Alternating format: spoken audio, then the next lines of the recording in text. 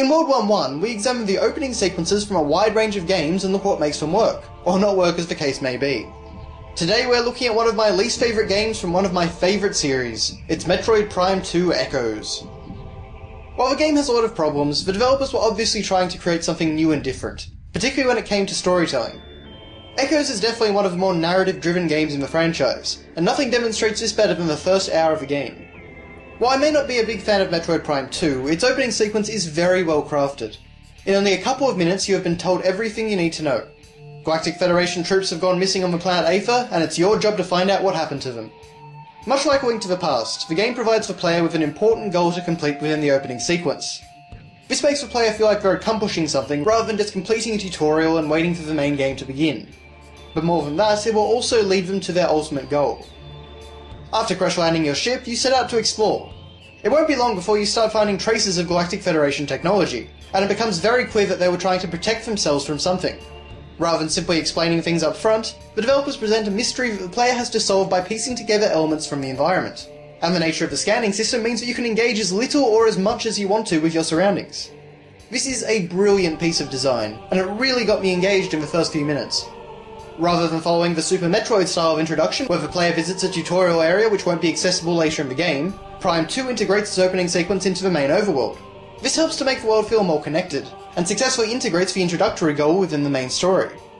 After a few minutes, the player finds themselves in some type of insect hive. The corpses of Galactic Federation troopers are strung up with web and dangle in front of the player. The bugs are easily disposed of, but this scene intensifies the feeling of danger. As I mentioned before, the scanning system is optional, but if you use it on the dead soldiers you find, you can read their mission logs. This is a really nice way to flesh out the story and give the player a better idea of what happened here. Reading a dead man's diary amongst burning wreckage and skittering insects instills a sense of loneliness and isolation that's core to the series. Now at this point you're waiting for something to happen, so the game eases off for a couple of minutes. All you find are bodies, both of the insects and troopers. However, after restoring power to the area, all of the troopers in the room suddenly come to life and start attacking you. Now things are getting serious, and the player has to deal with enemies that shoot back. This also raises a much more imperative mystery. What is that dark substance that's controlling them? After fighting your way through the hive, you encounter a strange facsimile of Samus, clad in black and blue. It walks into a strange pulsating portal, and naturally you follow. Samus is enveloped and transported into a dark, nightmarish world. Here she comes face to face with Dark Samus for the first time, and the player meets their nemesis. I would like to draw special attention to the animations here. Obviously, Dark Samus is intelligent based on its method of attack. However, the way it curiously cocks its head while looking at Samus tells you that it's also animalistic and base. Weakened by the strange environment, Samus is beset upon by large black insects and only barely manages to escape. Unfortunately, as is Metroid tradition, she loses much of her equipment. Whereas Samus had handily dealt with everything up to this point, the player is now left feeling unprepared and vulnerable, and they still have to escape the hive. Once this is done, the player will find themselves outside and in much more open environments, a stark contrast to the claustrophobic tunnels. The player is left to explore and find their way around, but they will also encounter some strange doorways that they cannot enter yet, sowing the seeds for future exploration. Eventually, they will find the crashed Galactic Federation ship. Numerous bodies are strewn about it. Samus accesses the ship's log and the player finally learns the full story. It was the same black insects that she encountered in the Dark World which killed the troopers. After watching the massacre, tension is pretty high. You expect the insects to come crawling down the cliffs and start attacking you too, but they don't. In fact, nothing happens. And this is definitely a case where less is more.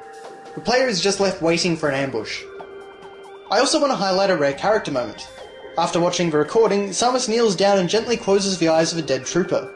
She then bows her head for a few seconds and slowly stands up. Considering that she's always surrounded by death and doesn't usually have time for moments like this, it's a nice glimpse of her humanity. Other M, this is how you do subtle characterization. Soon after the scene, you find some missiles in a container. Now that tension pays off, as the player is ambushed by 4 of the black insects. While they are easily dispatched, their sudden appearance suggests that Samus is being hunted.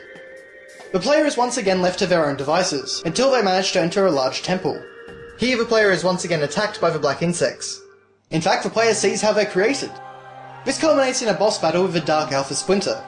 Its death releases a strange light which bonds itself with Samus' power suit, setting an important precedent for later in the game. In this temple, the player finds the remains of a new alien species, as well as a large hibernation chamber. It's not long before Samus reaches the top of the structure and meets U-Mos, who belongs to the native species of planet Aether. He explains the situation, finally solving the mysteries of the first hour. There are also subtle hints which start to connect this game directly to the original Metroid Prime. We learn that the world of Aether is split into two halves, light and dark, and that the monstrous race we've encountered is called the Ing. They are trying to destroy Light Aether and the Luminoth race, so U-Mos asks for Samus's help.